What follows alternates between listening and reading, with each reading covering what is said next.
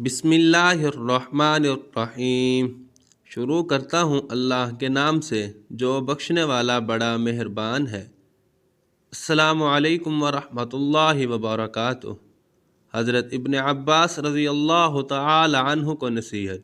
نبی کریم صلی اللہ علیہ وآلہ وسلم نے ارشاد فرمایا، ابن عباس رضی اللہ تعالی عنہ سے روایت ہے کہ میں نبی کریم صلی اللہ علیہ وآلہ وسلم کے پیچھے تھا۔ اے لڑکے، میں تجھ کو چند باتیں بتلاتا ہوں، اللہ تعالیٰ کا خیال رکھ، وہ تیری حفاظت فرماوے گا۔ اللہ تعالیٰ کا خیال رکھ تو اس کو اپنے سامنے یعنی قریب پاوے گا۔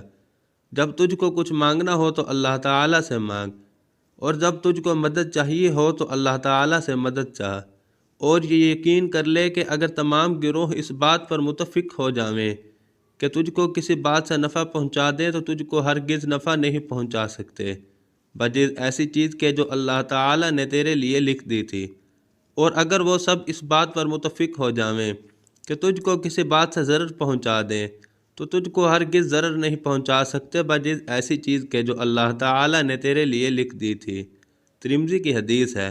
اللہ تعالیٰ ہم سب کو اپنی ذات پر پختہ یقین رکھنے کی توفیق عطا فرمائے، آمین۔ السلام علیکم ورحمۃ اللہ وبرکاتہ۔